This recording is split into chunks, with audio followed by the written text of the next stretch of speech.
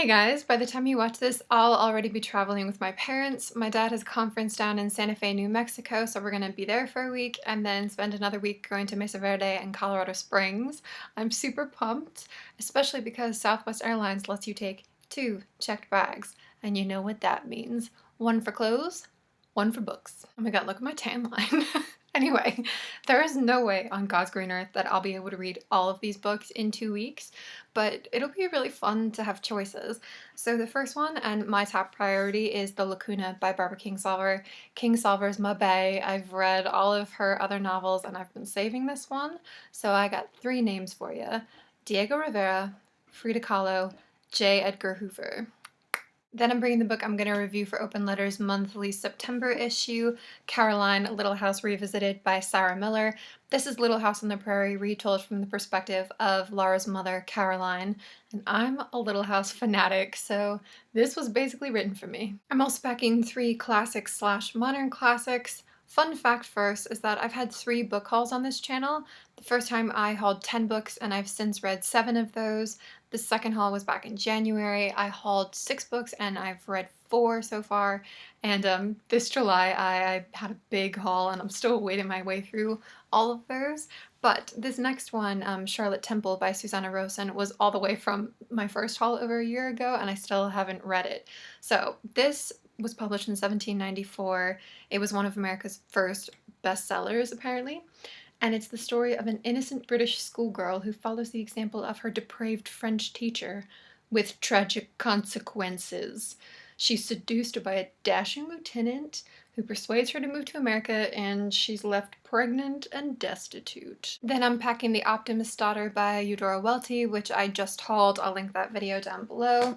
And A Room of One's Own by Virginia Woolf. Now, I've only read Woolf's novel Jacob's Room, and I've been afraid to read more because I think based on my reading tastes and who I am, I'm supposed to love Virginia Woolf, and I'm really afraid that I won't. I don't know why.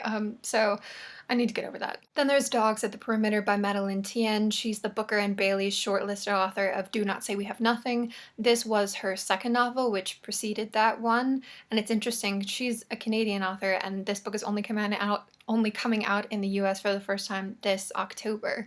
It's about the genocidal Khmer Rouge regime in Cambodia, and I've already read 2 books on that topic this year by the Cambodian-American author Vadi Rotner, but she was very hit or miss for me, so I'm expecting to get more out of Thien's style. So far this pile is kind of low on fun. What, me? Never. So I am taking along Britt Marie Was Here by the Swedish author Fredrik Backman, and this is translated by Henning Koch. My grandmother asked me to tell you she's sorry. It was one of my absolute favorite books of last year. Bachman's writing is so warm and funny, and Britt Marie was a side character in that previous book. And I'm always a little wary of side characters getting their own novels, but I've heard good things about this one, so I'm excited. The next 2 are both for the Anna and Eric book club, and I'll link the info video for that down below if you're interested. You should be. So the first one is the YA book Bone Gap by Laura Ruby, and this is one from the pile that I'm maybe most excited to get to. I keep using that word, excited. I'm excited. It's a retelling of the Persephone myth, and it says, when a beautiful young woman goes missing, the people of Bone Gap are happy to assume she's run away. Only Finn knows the truth about what happened to her, and only Petey Willis, the beekeeper's fiery daughter, seems prepared to believe him. The other is Under the Udala Trees by Chinelo Okparanta, and this is a love story / coming-of-age story set during the Biafran War in Nigeria, and I've heard that it has commentary on sexuality and religion.